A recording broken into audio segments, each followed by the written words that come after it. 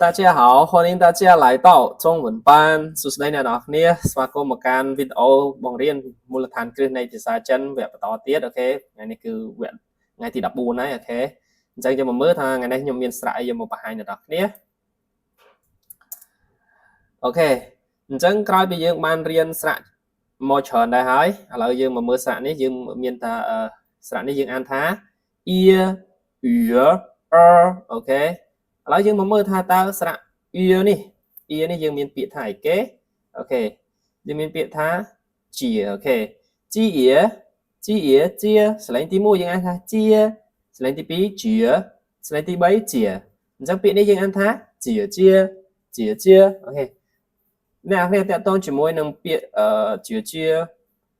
មីកើអីហ្នឹងអ្នកនរគ្នាយើងអាចអានថាស្រឡេងពីមុខមួយក៏បានដែរពីក្រោយយើងអានស្រឡេងទី1ឬក៏ស្រឡេងស្រាលរៀងធ្ងន់អីក៏បានដែរដូចពាក្យនេះយើងអាចថាជាអីចឹងក៏បានដែរអូខេអញ្ចឹងពាក្យនេះយើងអានថាជាអូខេតមកទៀតស្រៈនេះគឺស្រៈអ៊ឺបូកជាមួយនឹងអ៊ឺអ៊ឺអញ្ចឹងយើងមកមើលពាក្យនេះយើងអានថាយឺស្រឡេងទី1យឺស្រឡេងទី2យឺស្រឡេងទី3យឺស្រឡេងទី4យឺអូខេយឺអូខេអញ្ចឹងពាក្យនេះយើងអានថាយឺអូខេយឺស្រឡេងធ្ងន់អ្នកនរគ្នាតទៀតស្រៈនេះគឺស្រៈនេះយើងអត់បូកជាមួយនឹងព្យញ្ជនៈទេគឺយើងអានតាមសលេងតែម្ដងអូខេមកមើលអញ្ចឹងពាក្យនេះយើងអានថាអ្នកនរគ្នាប្រហែលជាធ្លាប់ឮហើយពាក្យហ្នឹងអូខេអញ្ចឹងពាក្យទី1យើងអានថាជាពាក្យទី2ស្រៈអ៊ឺស្រេងទី4យឺពាក្យនេះយើងអានថាយឺអូខេស្រៈស្រឡេងទី4ទៅជាអូខេជីអូខេអញ្ចឹងអ្នកនរគ្នាគឺងាយទេអត់មានអីពិបាកទេព្យញ្ជនៈយើងចាំហើយគឺព្យញ្ជនៈជីបូកជាមួយនឹងស្រៈអ៊ីស្រឡេងទី3យើងអានថាជាអូខេឥឡូវយើងមកមើលពាក្យជាហ្នឹងយើងប្រែថាម៉េចអូខេជាយើងប្រែថាបងស្រីអ្នកនរគ្នាគឺ easy មែនតើពាក្យនេះគឺធ្លាប់រៀនហើយធ្លាប់ឮហើយទោះយ៉ាងណាក៏ធ្លាប់ដឹងដែរពាក្យថាជាកើណាអ្នកនរគ្នាគឺសិតតែដឹងហើយអូខេឥឡូវយើងបន្តទៀតពាក្យថាយឺយើងប្រែថាខែអូខេតមកទៀតពាក្យនេះគឺរត់តាស្រួលទៀតហើយពាក្យថាអូខេអ៊ីសានសឹកអីអ្នកនរគ្នាធ្លាប់ឮហ៎អូខេអញ្ចឹងនេះគឺលេខ2អូខេលេខ2ជាបងស្រីយឺខែលេខ2អញ្ចឹងគឺសិតតែតាក់ទងជាមួយនឹងស្រៈយើងនឹងអ៊ីហ្នឹងទៅអូខេចេះសង្ឃឹមថាបងប្អូនទាំងគ្នាចេះយកវាមកប្រកបហើយចេះប្រើសលេងអូខេជាសលេងទី1អ្នកគ្នាទៅពេលវាសលេងទី3យើងប្រកបពីទី1ដល់ទី3មកអានេះសលេងទីយើងអានធម្មតាយឺទៅពេលប្រកបដល់សលេងទី4វាទៅជាធ្ងន់វាទៅជាយឺវិញអូខេចាំពាក្យថាសលេងទី1អីចឹងទៅសលេងទី4វាទៅជាអូខេឥឡូវយើងមកមើលជីហក់យើងអានេះគឺអូខេយឺអូខេយឺ十一គឺសឺដដែលអ្នកនរគ្នាហើយសលេងទី2សឺអូខេសឺពាក្យនេះយើងអានថាសឺអូខេអ៊ូបូកជាមួយស្រៈអ៊ូគឺនៅអ៊ូដដែលអញ្ចឹងសលេងទី3យើងអានមកអ៊ូអូខេអានេះគឺស្រៈអ៊ូអ្នកនរគ្នាអ៊ូអូខេ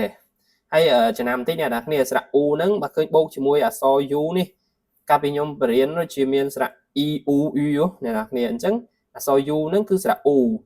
អូខេហើយតាក់ទងជាមួយនឹងអក្សរព្យញ្ជនៈអ៊ូនេះគឺយើងអត់ដែលជួបជាមួយនឹងស្រៈអ៊ឺទេណាគ្នាគឺជួបជាមួយតែស្រៈអ៊ូទេណាគ្នាអញ្ចឹងពេលដែលឃើញអក្សរ U ហ្នឹងកុំច្រឡំថាស្រៈអ៊ឺអូខេអញ្ចឹងគឺពាក្យហ្នឹងគឺអានថាអូសលេងទី3អូខេហើអោហៅសលេងទី1យើងអានថាហៅសលេងទី2ហៅសលេងទី3ហៅសលេងទី4ហៅអញ្ចឹងពាក្យនេះយើងអានថាហៅអូខេសឺអ៊ីសលេងទី1សឺទី2សឺទី3សឺទី4សឺអូខេអញ្ចឹងពាក្យនេះយើងអានថាសឺអូខេពាក្យនេះគឺអានថាវ៉សលេងទី3សលេងទី1យើងអានថាវ៉ទី2វ៉ទី3វ៉អូខេពាក្យនេះយើងអានថាវ៉ត tờ này sẽ tí 1 của bạn tí 2 của bạn tí 3 của bạn này tờ ok chia ní hiện đang hỏi việc chia ok nên là cái kênh nhau đi ấy việc này hạt ấy cầm miên tờ chia tờ ok việc này dương an tha ở chuyên gì đã sư bốc cho môn đường sẽ ẩn chẳng sẽ tí 1 dương an tha sang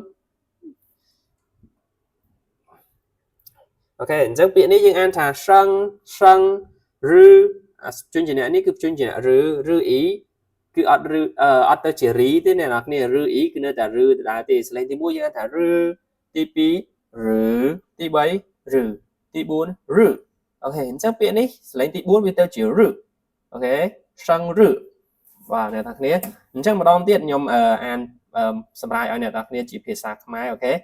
vì ta ở月 ok ở月 mà này thà khai pi nè nè ở月vì ta sư này phải thà lịch đọc ok tập về u này cứ lịch pram tập về sử u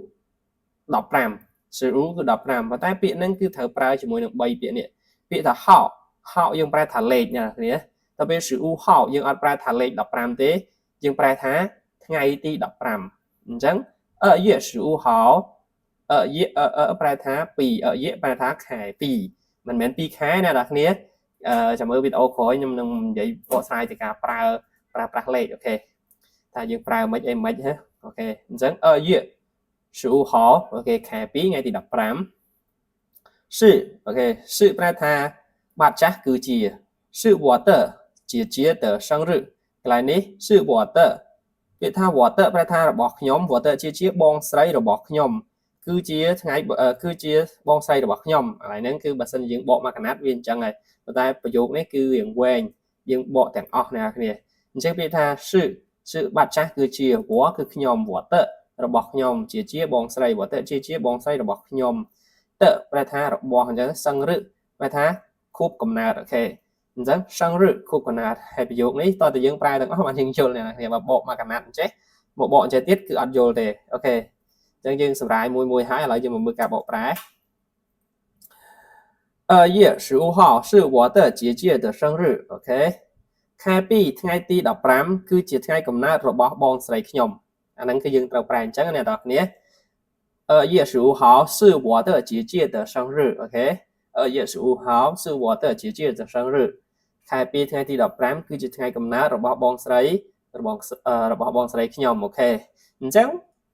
តកតងជាមួយនឹងស្រៈអ៊ីយើងមានពាក្យហ្នឹងជាពាក្យឧទាហរណ៍អ្វីដែលយើងសំខាន់អ្នកនរគ្នាគឺអាប្រយោគនេះអ្នកនរគ្នាចាំឬក៏មិនចាំក៏វាអត់មានអីចាំបាច់ដែរអ្នកនរគ្នានៅពេលដែលអ្នកនរគ្នាចាំអានេះស្ទាត់គ្រប់វគ្គគ្រប់ស្នើមកអ្នកនរគ្នាតាំងពីស្រៈទី1មកដល់ឥឡូវឬក៏តាំងពីព្យញ្ជនៈអីទាំងអស់ហ្នឹងនៅពេលដែលយើងចាំវាអស់អានេះយើងយកមកមើលក្រោយបានអ្នកនរគ្នាយើងយកមកយើងប្រកបខ្លួនឯងអានខ្លួនឯងទៅពេលនេះយើងអានថាម៉េចអីចឹងទៅអូខេយីអីចឹងទៅសឺអីចឹងទៅអ៊ូអីចឹងទៅហោអីចឹងទៅគាត់ថាប្រយោគនេះយើងអានថា2月15号我的姐姐的生日អូខេអញ្ចឹងវីដេអូតាក់ទងជាមួយនឹងស្រៈបានមកដល់ទីបញ្ចប់ត្រឹមនេះអូខេបើសិនជាខ្ញុំបង្រៀនបង្ហាញទៅមានការខ្វះខាតកន្លែងណាសូមមេត្តាអធិស្ឋានហើយបើសិនជាយល់ថាល្អអ្នកទាំងអស់គ្នាអាចចែករំលែកបន្តបានអរគុណសម្រាប់ការតាមដានរបស់អ្នកទាំងអស់គ្នាជម្រាបលាបាយ